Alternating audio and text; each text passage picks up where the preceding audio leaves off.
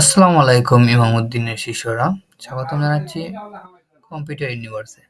তো আজকে আমরা দেখব কিভাবে আমাদের প্রজেক্টের মধ্যে এনভায়রনমেন্ট ভেরিয়েবল সেটআপ করতে হয়। এটা সেটআপ করার মূল কারণ হচ্ছে, যদি আমরা এই ইএনভিটা আমরা হাইড না করি, সেক্ষেত্রে আমাদের গিটহাবের সাথে সাথে এটাও পুশ হয়ে যাবে।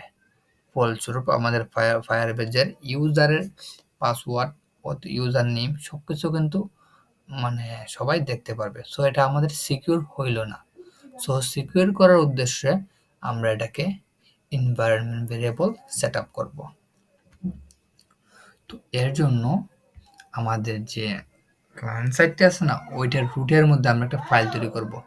সো রুটে তৈরি করতে গেলে এই যে সবকিছু নিচে আমরা যদি ক্লিক করি, এই যে একটা সিলেক্ট হওয়ার একটা বক্সের মতো আসছে। তো এখন যদি আমরা এখানে ফাইল আইকনে ক্লিক করি, দেন আমরা যদি ডট ইএনভি ডট আমরা সিম্পল যে কোনো নাম দিতে পারি, আমি দিলাম যে লোকাল। ওকে, দিয়ে যদি আমি সেভ দিই তাহলে এটা তৈরি হয়েছে। তৈরি হওয়ার পর আমি যদি এখন আমার ফায়ারবেজ ইনিট থেকে এই যে এইগুলোকে আমি এখানে কি আছে, ফায়ারবেজ কনফিগের মধ্যে কি আছে, এপিআই কি আছে, অথ ডোমেন আছে, প্রজেক্ট আইডি আছে, স্টোরেজ বাকেট আছে, তারপর মেসেজিং সেন্ডার আইডি আছে, অ্যাপ আইডি আছে। তো এগুলোকে আমি কপি করে নিলাম। ঠিক আছে, নেট প্রবলেম করতেছে।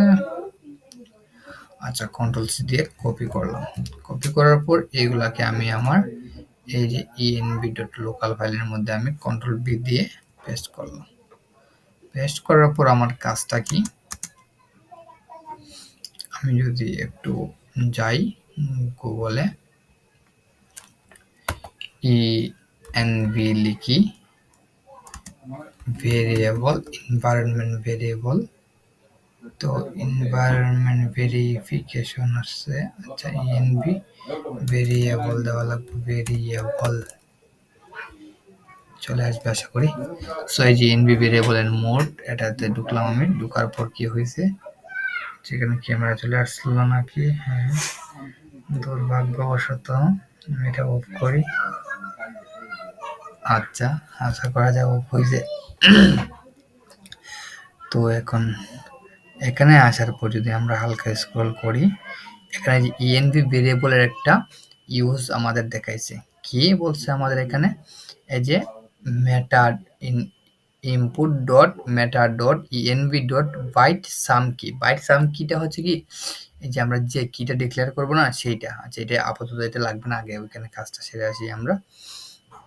তো এখানে এটা আনলাম। হ্যাঁ, আনার পর আমার ভেরিয়েবল সেট আপ করার ক্ষেত্রে আমরা কি করব, control অল্ট্রা down arrow down arrow down arrow down arrow down এরো দেওয়ার পর আমি যদি কন্ট্রোল চেপে আমি রাইট কিটা প্রেস করি, দেন আবার রাইট কি, দেন আবার রাইট কি, আবার রাইট কি, তারপর আমি যখন ক্রস দিই ডিলিট করি, তারপর আবার কি করলাম, আমি কন্ট্রোল চেপে যদি ইন্ডে ক্লিক করি, কন্ট্রোল জেড রাইট কি, তারপর যদি আমি এখান থেকে কন্ট্রোল অল্টার চেপে ইন্ডে ক্লিক করি, কন্ট্রোল অল্টার ইন্ড, কিবোর্ডটা কাজ করতেছে না, জাস্ট মিনিট।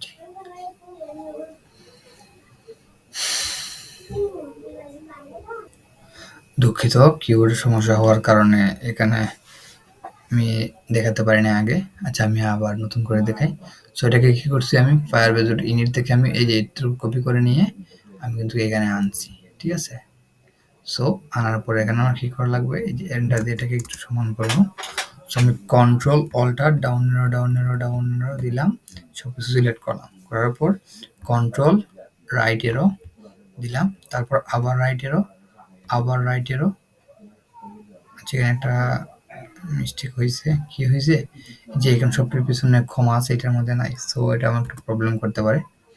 সো আমি ক্ষমা দিয়ে দিলাম। তো আবার কন্ট্রোল এরো right arrow right arrow right এরো সবগুলো সিলেক্ট করলাম, তারপর কন্ট্রোল শুধু রাইট এরো। এখন আবার রাইট এরো, অনলি রাইট এরো, আবার অনলি রাইট এরো, আবার রাইট এরো। তো ক্রস ক্রস ব্যাক স্পেস, আবার ব্যাক স্পেস দিয়ে আমি একটা ইকুয়াল দিলাম। ওকে, তারপর শিফট চেপে ধরে শিফট প্লাস ইন্ড গেলাম ইন্ডের মধ্যে গিয়ে আবার আমি এখানে কি করলাম, back space, sorry control Z, এখান থেকে আমার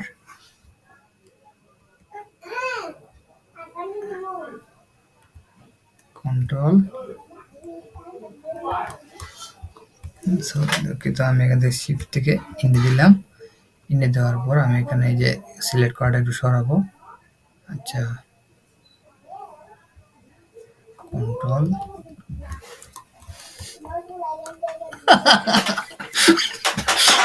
না পারা লাগবে, দুঃখিত, এটা আমি আমার নিজের জন্য বানাইছি, আপনাদের জন্য না।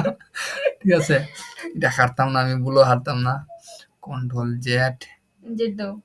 এই তুমি কেন ফালতু লোক, মাথা নষ্ট। ইস, কন্ট্রোল ওয়াই, দুঃখিত, আমি আমার নিজের জন্য বানাইতেছি, কেউ দেখলে দেখো, না দেখলে নাই।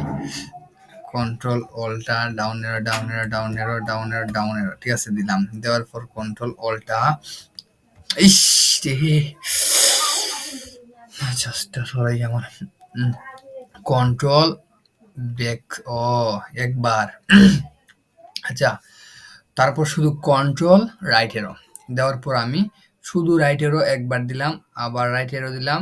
আচ্ছা, এখানে আবার এটা দিছি না, কমা দিছি না, এটা আবার সমস্যা করবো। আচ্ছা, তো আবার এখানে control alt right arrow right arrow right arrow, sorry down arrow down arrow, তারপর শুধু কন্ট্রোল প্লাস রাইট এরো, আবার দিলাম রাইট এরো, আবার আচ্ছা রাইট এরো দিয়ে আমি এখন ব্যাক স্পেস দিব, দেওয়ার পর একটা ইকুয়াল দিব, ঠিক আছে।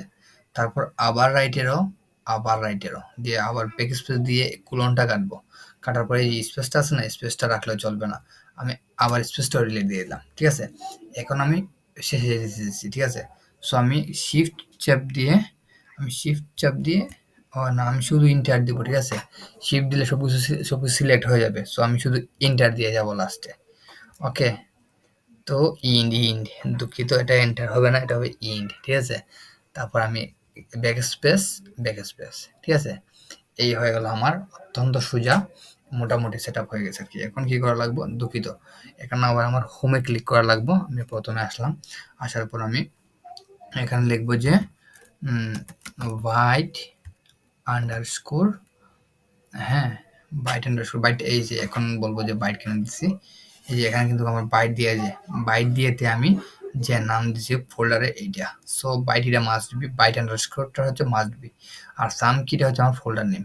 ওকে, সো এখানে সেভ ঘটনা ঘটছে, যে বাইট আন্ডারস্কোরটা আমার মাস্ট বি, আর এই যে এপিআই কি এগুলো হচ্ছে আমার সিম্পল ফোল্ডার নেম। সো এটা আমি দিলাম, দেওয়ার পর কি হয়েছে, এখন আমার আবার এখান থেকে প্রথম দিলে আমি control alt down arrow down arrow down arrow down arrow down arrow দিলাম। দেওয়ার পর আমি কি করব, এখানে কন্ট্রোল শিফট রাইট কি, ওকে রাইট এরো দিলাম, দেওয়ার পর সিলেক্ট হইলো, আমি কন্ট্রোল সি দিয়ে কপি করছি। কপি করার পর কি হইলো, এখন যদি আমি যাই আমার ফায়ারবেজে ফাইল ফোল্ডারে, এই যে ফায়ারবেজে আসলাম, আসার পর কি করা লাগবো, এখান থেকে এসে আমি control alt down arrow down arrow down arrow down arrow down arrow দিলাম।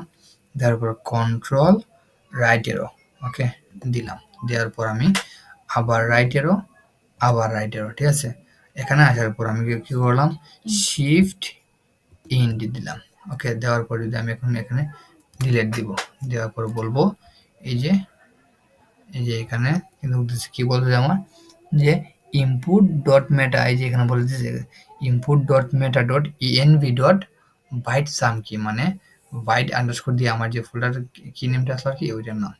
সো আমি এখানে সেম কাজ করব, যে ইনপুট ইনপুট ডট মেটা ডট ইএনভি, দুঃখিত ইএন দুঃখিত ইএনভি ডট, দেওয়ার পর আমি এই যে সিলেক্ট যে করছিলাম না, কপি করছিলাম, কন্ট্রোল ভি দিলে কিন্তু আমার এটা হয়ে গেছে। সো এখানে একটা কমা দেওয়া লাগবো, এই যে কমা দিলে বাস শেষ। আমাদের অত্যন্ত সহজ এনভায়রনমেন্ট ভেরিয়েবল সেটআপ। সো এগুলো আপনারাও পারবেন, তবে আমার মতো ভুল করলে হইব না, কমসে কম 10 থেকে 20 বার প্র্যাকটিস করা লাগবে। ওকে, আর আমার মতো বুদ্ধিমান হলে 5 বার আর কি। ধন্যবাদ, আসসালামু আলাইকুম।